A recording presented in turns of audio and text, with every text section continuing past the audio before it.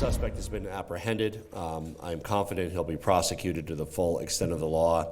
And at this point, we have no reason or information that there was any type of extended conspiracy, although that investigation continues.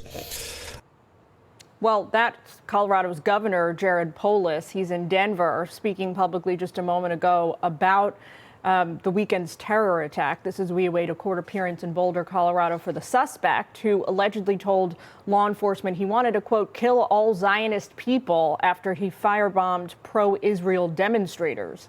The 8 victims range in age from 52 to 88 years old. Let's bring in Fox News legal editor Kerri Urbahn. She worked in the DOJ as a counselor to former Attorney General Bill Barr, so the perfect guest on this topic. Kerri, the suspect is charged with crimes against at-risk adults and the elderly, murder in the first degree, a whole host of charges within that. Is this the right track for prosecutors, you think? Are those the right charges? Yeah, I thought it was especially good that DOJ came out as quickly as they did and charged him at the federal level with a hate crime. And Jillian, here's why. One, it sends a message. You know, this is hate. This is not about someone who used violence to, quote, settle differences, as the Attorney General in Colorado said. This is about hate and eliminating a people group entirely. So symbolically, that was smart. But here's why practically it was especially smart. Hate crimes, to charge a hate crime, the definition of that is to inflict bodily harm against someone you're targeting them because of their race or religion. Normally that carries up to 10 years in prison. It's a sentencing enhancement.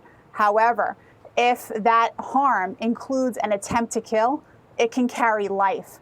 So I think that's why DOJ was especially quick to bring what they did, especially given what we know, in his own words, what he said, which was that he wants to kill all Zionists. He wishes they were all dead, and that he would do it again. Pretty clear messaging. Take a look at this. This is from the probable cause affidavit filed for the suspect. During the interview, Solomon stated he researched on YouTube how to make Molotov cocktails, purchased the ingredients to do so, and constructed them. He traveled to Boulder in his vehicle with the Molotov cocktails, threw 2 of the cocktails at individuals participating in a pro-Israel gathering. Kerri, you say it's important to talk about the details and to contextualize the meaning and the history behind the use of this particular kind of weapon, not just, you know, sometimes calling it a cocktail of any kind can sound dismissive, frankly. Yeah, I think it actually diminishes its significance. It's a tool of war. These are hand grenades. They're bottles filled with flammable liquid. They're lit on fire and they're thrown at people. And the goal is, of course, to set the person on fire and also to cause those flames to spread. It's historically been used in war. It is continued to be used in war. And I think it's actually fitting in some ways, Jillian, that this is what he used to attack these innocent people who were just calling for the release of the hostages. You know, Free Palestine, I think we need to be very clear about this. Free Palestine is code for eradicate Israel. Eradicate Israel is code for eliminate Jews. So this is, you know, not just a difference about foreign policy and someone who used violence when they shouldn't have. This is about a war on a particular people group, and it's happening here in the United States, and it's incredibly disturbing. To go back to your point for a moment on Molotov cocktails, I've interviewed Russian dissidents before who were attacked by pro-government forces, pro-Kremlin forces with this particular weapon. I mean, people suffer horribly. They die terrible deaths sometimes from using these, and it's something that anyone with access to, you know, the internet can kind of concoct at home on their own. It seems like now would be the time to come down particularly hard on somebody using that kind of a weapon on elderly civilians in the United States.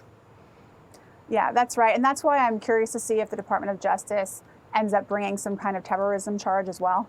I mean, clearly this is designed to intimidate a civilian group. That's part of the definition of domestic terrorism.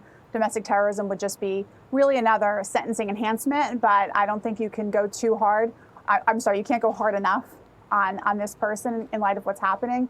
And Jillian, you know, I have to wonder, at this point, I'm beginning to think, would it be more helpful if the people who were perpetrating this violence were wearing white hoods and burning crosses and firebombing churches? I mean, is this what the university leaders at Harvard and other schools and their friends in the media need to see? Because I don't see a difference. And I think it's very smart and good that the FBI director and his deputy director came out immediately and said this has been an act of terror, because that's what it is. And it's quite, like I said earlier, disturbing that it's happening here on our soil. All right, well, Kerri, kind of a difficult topic to talk about, but thank you for taking time with us. Learn a lot from your legal expertise, as always. Thanks, Jillian. Hey, Sean Hannity here. Hey, click here to subscribe to Fox News YouTube page and catch our hottest interviews and most compelling analysis. You will not get it anywhere else.